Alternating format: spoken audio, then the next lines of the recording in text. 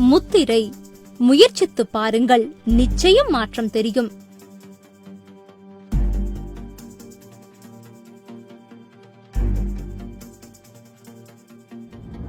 சின்முத்திரை அல்லது ஞான முத்திரை. கட்டை விரல் மற்றும் ஆள்காட்டி விரல் நுனிகள் இரண்டும் தொட்டுக் கொண்டிருக்க வேண்டும். மற்ற விரல்கள் நேராக இருக்க வேண்டும். இதை செய்வது மனத்தை ஒருநிலைப்படுத்த உதவும். மூளை செல்கள் புத்துணர்ச்சி பெறும்.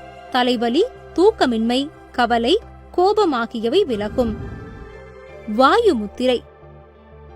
ஆள்காட்டி விரலை கட்டை விரலின் அடிப்பகுதியில் வைத்து கட்டை விரலால் சிறிது அழுத்தம் கொடுக்க வேண்டும். மற்ற விரல்கள் நேராக இருக்க வேண்டும்.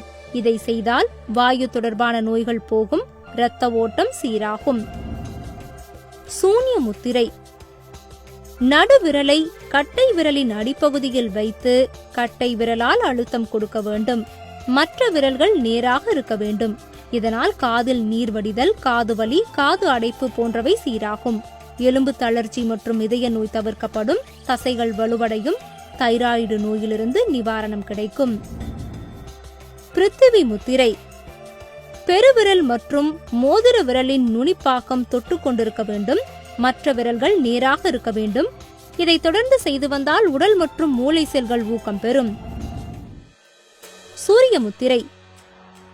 மோதிர விரலை கட்டை விரலின் அடிப்பாகத்தில் வைத்து மெதுவாக அழுத்த வேண்டும். மற்ற விரல்கள் நேராக இருக்க வேண்டும். வயிறு சம்பந்தப்பட்ட பிரச்சனைகள் நீங்கும். உடலின் வெப்பம் அதிகரித்து ஜீரண சக்தி பெருகும். வருண முத்திரை. சுண்டு விரலின் நுனியை கட்டை விரலின் நுனி தொட்டுக் கொண்டிருக்க வேண்டும். மற்ற விரல்கள் நேராக இருக்க வேண்டும். இதனால் தோல் சம்பந்தமான நோய்கள் குணமாகும். தோல் வறட்சி, முகப்பருக்கள் வராமல் தடுக்கும். பிராணமுத்திரை. மோதிர விரல், சுண்டு விரல் இரண்டையும் மடக்கி கட்டை விரலின் நுனியை தொட்டுக் கொண்டிருக்க வேண்டும். மற்ற விரல்கள் நேராக இருக்க வேண்டும். இந்த முத்திரையால் கண் கோளாறுகள் நீங்கி ஒளி பெறும். நோய் எதிர்ப்பு சக்தி அதிகரிக்கும். அபான முத்திரை. மோதிர விரல், நடுவிரல் இரண்டையும் மடக்கி கட்டை விரலின் நுனியை தொட்டுக் கொண்டிருக்கும்படி வைக்க வேண்டும். மற்ற விரல்கள் நேராக இருக்க வேண்டும். இதை தொடர்ந்து செய்தால் மலச்சிக்கல், மூலநோய், வாயு தொல்லை விலகும். உடலில் இருந்து தேவையற்ற கழிவுகள் வெளியேறும். அபான வாயு முத்திரை. மோதிர விரல், நடுவிரல் இரண்டும் கட்டை விரல் நுனியை தொட்டுக் கொண்டிருக்க வேண்டும். ஆள்காட்டி விரல் கட்டை விரலின் அடிப்பாகத்தை தொட்டுக் கொண்டிருக்க வேண்டும். இவ்வாறு செய்தால் இதய நோய் சரியாகும். இரத்த ஓட்டம் சீரடையும். லிங்க முத்திரை. இரண்டு கைகளையும் சேர்த்து பிடித்துக் கொண்டு இடது கட்டை விரலை மட்டும் நிமிர்த்தி வைத்துக் கொள்ள வேண்டும். உடலில் உள்ள அதிக சூட்டை சமன்படுத்தும். கபத்தை அகற்றும். ஜலதோஷம், ஆஸ்துமா பிரச்சனைகள் விலகும். வறட்டு இருமல், நீர்க்கட்டு பிரச்சனை சரியாகும். அஸ்வினி முத்திரை. பத்மாசனம் அல்லது வஜ்ராசனத்தில் அல்லது சுகாசனத்தில் அமர்ந்து கொண்டு குதத்தை சுருக்கி விரிவடைய செய்வதே அஸ்வினி முத்திரையாகும். இதை படுத்துக் கொண்டும் செய்யலாம்.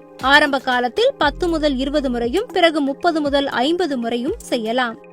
இந்த முத்திரையை செய்தால் நரம்பு மண்டலம் ஊக்கப்படும். தைராய்டை தீர்க்கும் சங்கு முத்திரை. இடது பெருவிரலை வலது உள்ளங்கையில் பதியும்படி வைத்து வலது விரல்கள் பெருவிரல் தவிர்த்து அதை இருக்க மூடிக்கொள்ளவும். வலது பெருவிரல் இடது கையின் பிற 4 விரல்களையும் தொட்டுக் கொண்டிருக்க வேண்டும். சமூகத்தில் வெகு தீவிரமாக பேசப்படும் தைராய்டு சுரப்பிகள் சிறப்பாய் சுரந்து பிரச்சனைகள் நீங்கவும் ஜீரண கோளாறுகளிலிருந்து விடுபடவும் இந்த சங்கு முத்திரை பயன்படுகிறது. மேலும் இனிமையான குரல் வளத்தை தரவல்லது. மூளையானது சோர்வடையாமல் நாள் முழுவதும் மகிழ்ச்சியோடு இருக்க பேருதவி புரிகிறது. மேலும் இதை செய்வதால் கூடுதல் பலனாக விசுத்தி சக்கரம் வலுவடைந்து குரல் வளம் கூடி திக்குவாய் நீங்கி சரளமாக பேசுகின்ற திறமை கூடி வரும். இந்த முத்திரையை எல்லா நேரங்களிலும் செய்து பார்க்கலாம். சங்கு முத்திரையை பிடித்துக்கொண்டு 16 நிமிடங்கள் அன்றாடம் செய்து வந்தால் வாழ்க்கையில் பல நல்ல மாற்றங்கள் நிகழும். ஜீவ அமிர்தம். சித்தர்கள் பற்றிய அற்புத பொக்கிஷங்கள் நிறைந்த அற்புத பெட்டகம்.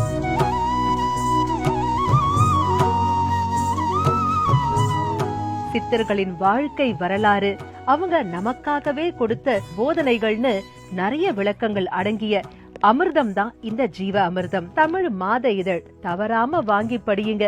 சிறப்பான ஆற்றல் மிகுந்த மேன்மை பொருந்திய வாழ்க்கைய வாழுங்க. சந்தா தொடர்புக்கு 91 76 56 47 23.